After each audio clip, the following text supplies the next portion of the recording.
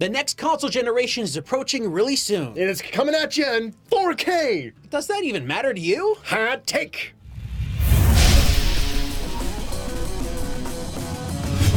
You know, it's not even 4K. We're looking at the PlayStation 5 and they're saying 8K is capable, at least with that system. Are you saying you don't have an 8K TV? I'm pretty sure my PVM back at home is 8K. The tiny one that I play Time Crisis on and Point Blank. I don't even know. I don't even think that CRTs can be in the conversation at this point. I don't know if anyone's going to have an 8K TV soon, but we're quite certain that a lot of people out there don't have 4K TVs, which is the whole point of this conversation. Now, I sent out a tweet poll to a bunch of people online because I was very curious to see what you, the viewers, and people that are friends of ours had to say about 4K TVs. So, first off, we found out that 35% of everybody that we polled, and that was over I think like close to 300 people, said that they have a 4K TV right now. But then we found out that over 57% don't have a TV and they're not planning on getting one.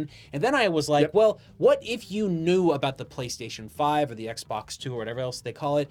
Would you be interested in getting a 4K TV knowing that? And only 8% of people were even remotely interested in getting a new TV just because, you know, that those systems are coming out and likely going to support them. It goes to show you how, like, even though adoption seems to be pretty rabid for, like, new tech on which you can play games, or, like, phones, you see people buying phones, like, yearly and stuff, televisions just have more of a shelf life, right? And television tech seems to, it's a slow growth, right? A slow adoption. Now, look, folks, I just want you to know a little bit about my history with televisions and stuff like that. I didn't always have the best TV in the world, but the moment that high definition happened, I tried to get onto it as fast as I could. I got the biggest, terriblest HD TV you could possibly have. It was heavy, it weighed a lot. We also have a CRT widescreen high definition monitor. It weighs like so much, but it's like these technologies existed. Behind us right now is a 4K screen. I've got another 4K at home. It's an OLED model. I got these things because while reviewing a video game, I always wanted to make sure that I had the best capable view of the game to understand it and to review it and criticize it properly. With that being said, I don't think everyone else out there is really that quick to jump into it, and there's a big reason. Now, Adam, what was the first high-definition game console that you owned? First high-definition game console that I owned was, well, we did own the PS2, which it could kind of but I never took advantage of that, man. It's true. Okay. So, for those of you out there that may not be aware, the original Xbox and the PlayStation 2 are both high-definition capable systems, which is why when Sony said the PlayStation 5 is going to be capable of 8K, I was like, yeah, I get what you're saying, but that doesn't mean that a lot of games are going to support it, if any at all. The PlayStation 2 just had a handful of games that could run in 1080i. I think it was one of the Gran Turismos. One of the Gran Turismos, it's like 3 or 4. Did 4 come out on the PS3?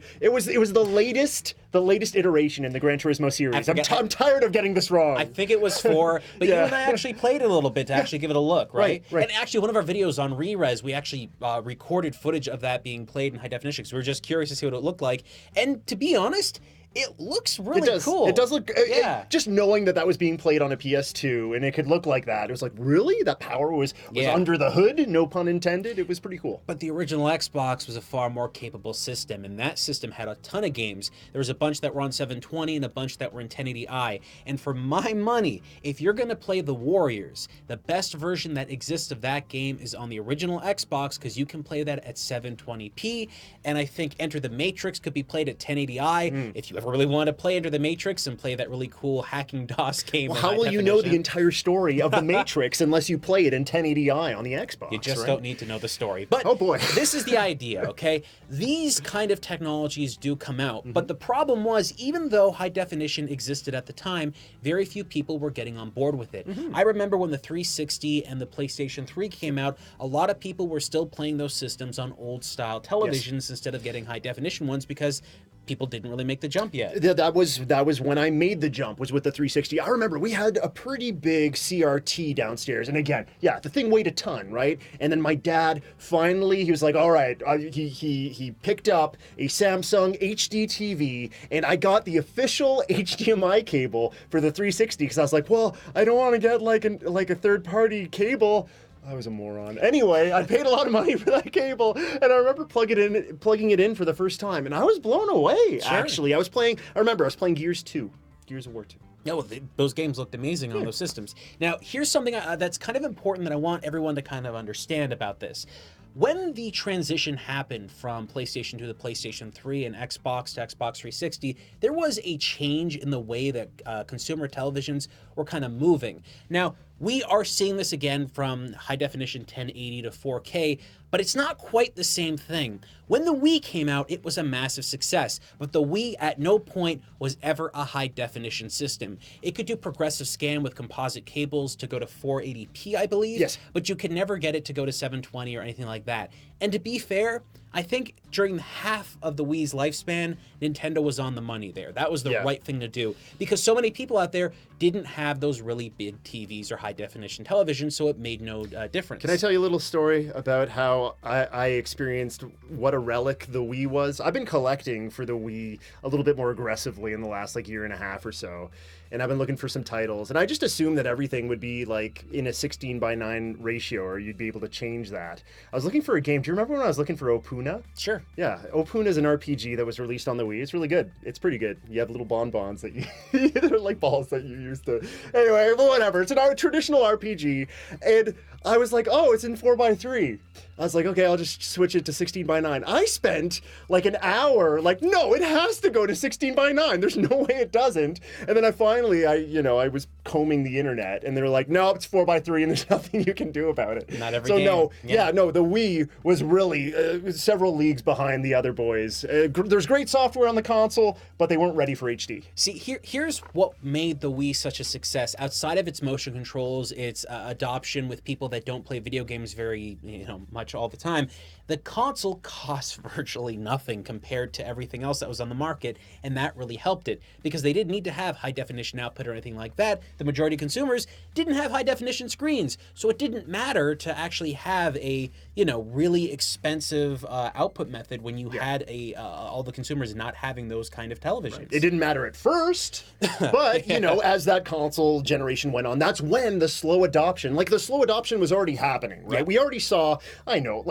can remember back then, a lot of people had the flat screen TVs, and everyone was talking about, TV shows are going to be in HD now, and people were like, oh, I'm already watching it in HD, but meanwhile, it was just a stretched 4:3 image, right? So we already had those growing pains, I think, even before that console generation started. So it really felt like we were well along the way.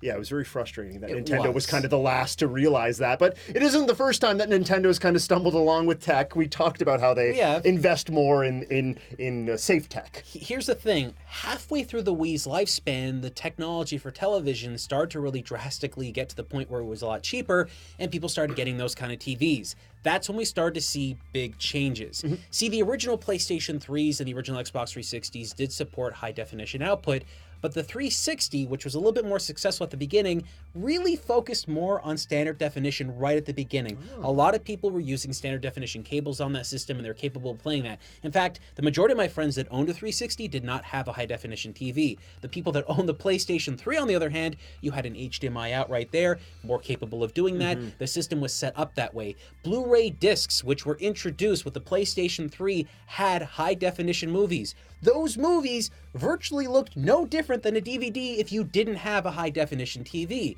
So why I'm talking about all this is because halfway through all of that, when the TVs got cheaper, people start to steer away from the Wii and get more into the PlayStation 3 and get more into the Xbox 360. It's various reasons. It's not just particularly the image, but that's another reason why people were like, well, no, that console looks old.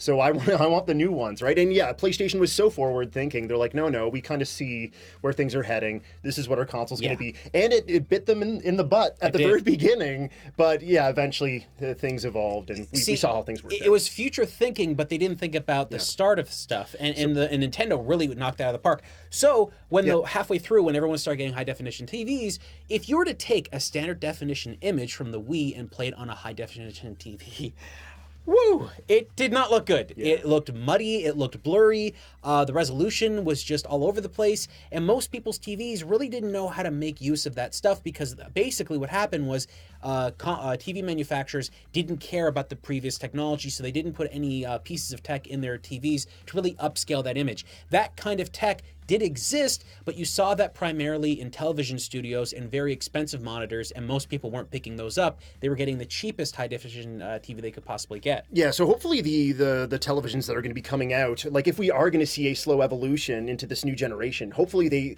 they have seen the history of how technology sort of evolves. Yes. And video game consoles are such a staple in homes now. I hope that there are a lot of different ways to plug in your and that's different the thing. consoles. Yeah, that's the thing what's going on right now. So right at this very moment. Now, for everyone out there that owns a Nintendo Switch, congratulations. This conversation probably doesn't matter to you because you have a portable screen on your system. Yeah. As long as Nintendo focuses on that screen and makes the image on that screen the best it can be, whatever it outputs to whatever system, any monitor you get, it's not really as important because it's basically a portable system that doesn't need to be the most powerful in the world. You always have a way to play and look at that glorious 720p screen, even whatever TV is in your house. And then we can also, take into consideration the fact that there's going to be other Switch versions being released. Maybe there will be something that, I don't know if 4K is going to be a thing, but it could be. Who knows? It could be. So, what do you think about all this? We were talking about the last generation with the PlayStation 3, kind of thinking forward.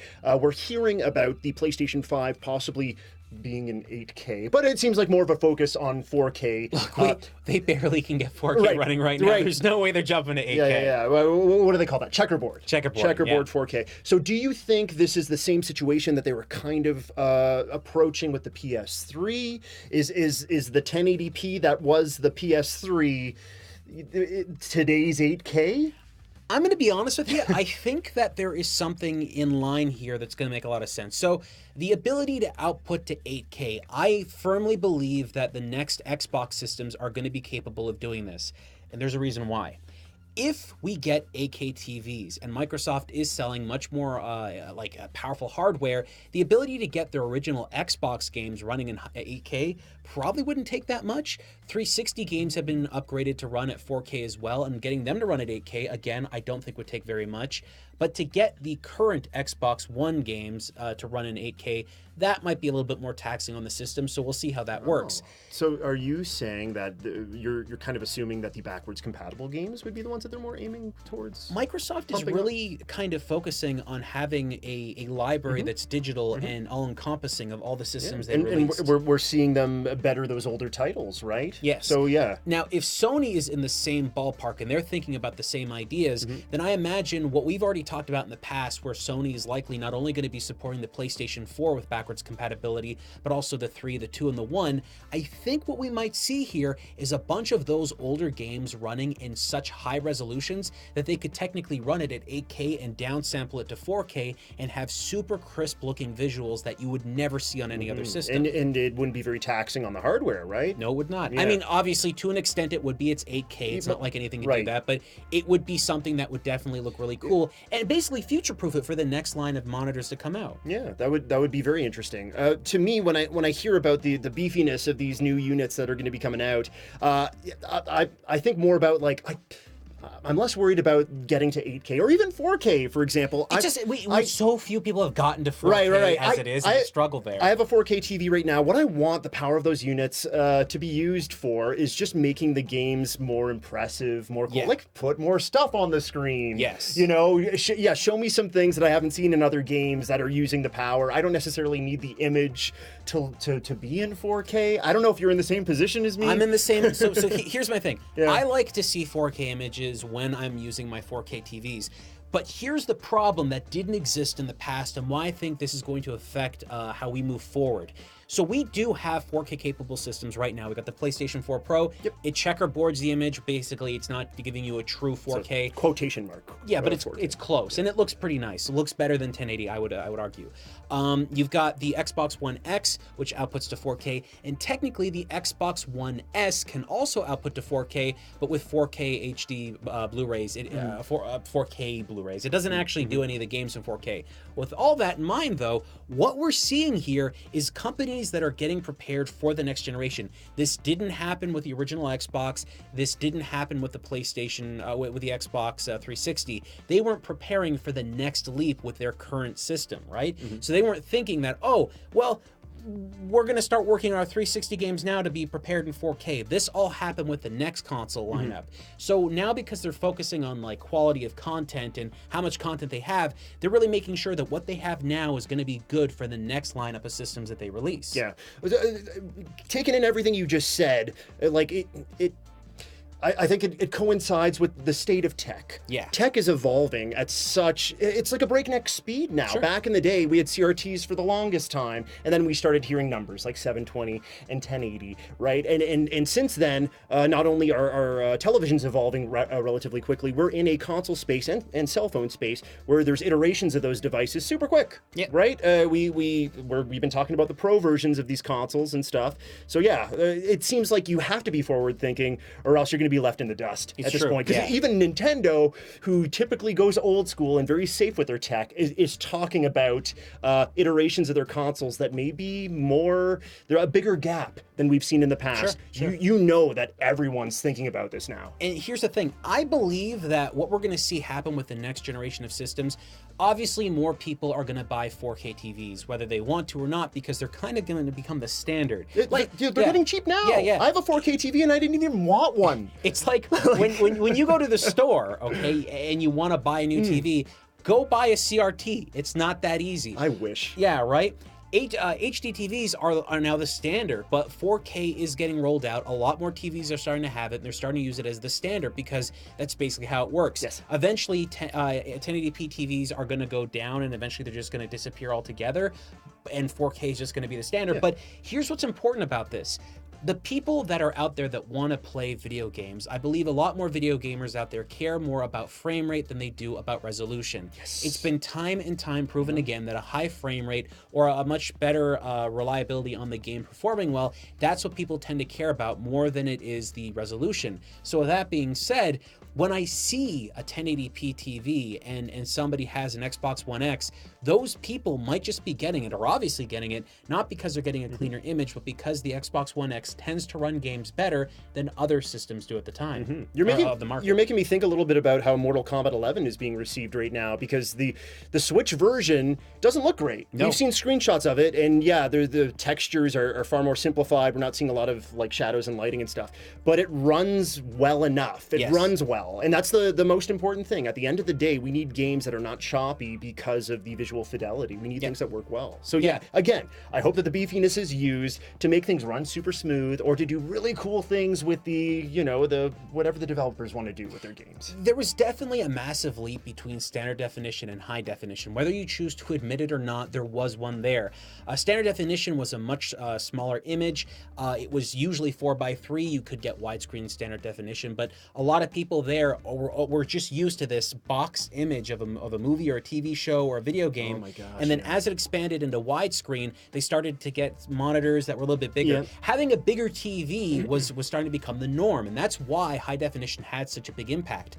The difference, though, between high definition and 4K, though one is there, I would argue that most people out there don't see it, because the problem is with 4K, you really need to have a much bigger screen to be able to see all that detail.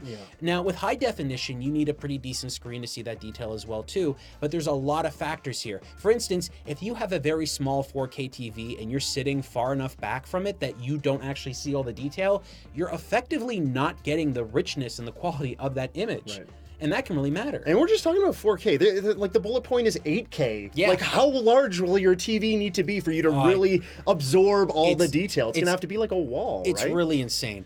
What's really important to note, though, is that I believe that these next generation of consoles that are going to come out at this point, in 2020, when we start to hear about these things in 2021, when it's all running out, I do believe the majority of consumers out there that buy these systems are going to be buying them with monitors and TVs that are not above high definition, just 1080p flat, and that's it.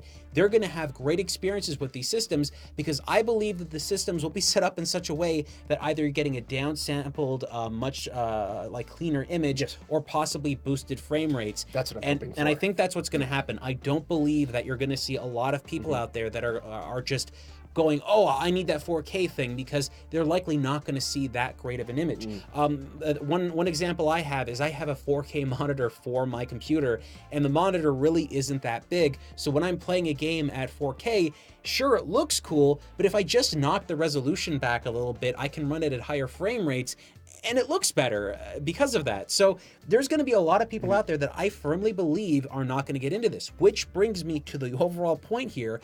I don't think 4K for the first half of the next generation, and when I say half, I mean like a year or 2 or 3, I don't think it's going to be as important as the companies think it is going to be, because the consumers just don't have that technology at hand, and nor do they want to go out and spend it if they don't get a result from it. So that being said, I really do hope that these next generation of boxes have just a setting within their options, a blanket setting.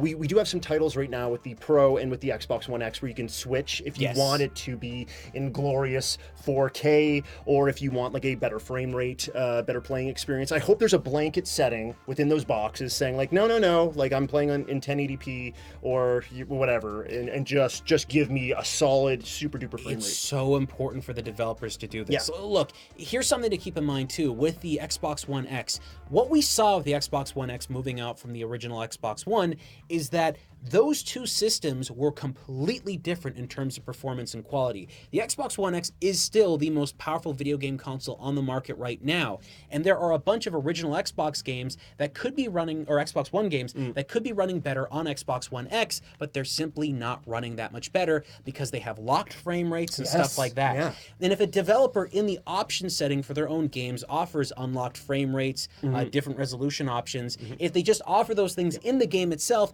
they'll be able to get better features running in the future. This is something that many PC gamers out there like myself are very familiar with. I can run really old games at ultra high resolutions. I can run them at unlocked frame rates because many of those games give you those features. Sometimes games are hard-coded in a way where you don't have the ability to get around that, but more often than not, I've been capable of running really ancient games in ways I never thought possible, and that's all because of the way that PCs are set up. But every day that passes, PCs and consoles are getting so close to each other that the difference really isn't there anymore. Home consoles are glorified PCs at this point because of the components that are there to offer. Yeah. I mean, look, we're going to start to see a lot more things happen in the future. For instance, when it comes to PC gaming, there's a lot of game developers out there that are making PC games with a focus on getting it to work on multiple platforms. Rarely do you ever see a game developer make a game for one specific card manufacturer or whatever it may be. Now, the reason why that happens is because PC is a wild wasteland and battlefield of all these different companies and all these different products out there. You just named 2 PC games. There you go. You got so many games out there and so many pieces of hardware, and you don't know what's going to work on what or what one consumer has over the other. But with video game consoles, everything is pretty much aligned and the same. So with the PlayStation 5, we know that game developers are going to be making things in one style, one direction all the way through because they just know that hardware is going to run that way. I hope that we see those options for frame rate. I hope we see those options for resolutions, but realistically, what I think we need to see the most right now is these companies to kind of let us know what these game consoles are going to run like on standard definition TVs. Because if Microsoft or Sony, if any of you are out there watching, just look at the graph we talked about right at the beginning. That graph proves that over half of the people that are going to be buying your next systems are not going to be using those high definition or 4K screens. When you said standard definition TVs a moment ago, you meant the standard that is the standard 1080p. We're not going back to CRTs, we're not going guys. back there, right? Over half of everybody is just getting it likes high definition. They're not going to move to 4K. So for those console manufacturers to really grab that market, the best thing they can do is to basically go, look, okay, you're not going to 4K, here are the features you're going to get if you stay at high definition with our systems. If they don't do that, I think they're going to miss out on a lot of people because look, the difference of visual quality from system to system is starting to kind of flatline. We're not seeing huge jumps like we were in the past. So there needs to be better technologies and better features that really look different. What I think all the game developer and console manufacturers are really focusing on right now is ray tracing. They're like, oh, ray tracing's the thing. I'm biased on this maybe it's different for you. Have you seen any difference, like realistically, with ray tracing that really jumped out to you? I've seen what ray tracing has done, but has it given me a great use case or something where I would like want to see that implemented within a game? No, all the tech demos that they've shown have been like very shiny and like it's just overdone. But you know how it is when new tech comes around. It's like, yes, just turn the dial up to 11. Yeah, exactly. So right? show everything. But whatever. If ray tracing is being implemented into these consoles, I want the beefiness of the console being used for that more so than this is an 8K. Look, a really good example of ray tracing being used to what most people consider the best of its abilities was in Metro. The latest Metro came out, and it has two modes. You can either run it without ray tracing or with ray tracing.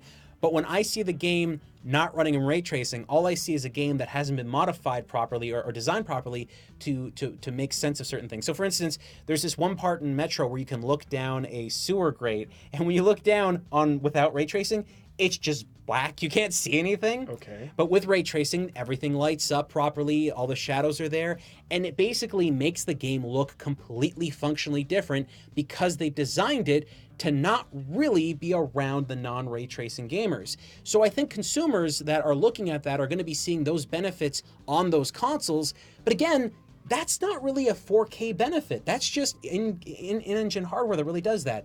I'm hoping we see a lot more stuff out there. But folks, what do you think? Are you excited about the prospects that 4K gaming might be better on the next generation of systems?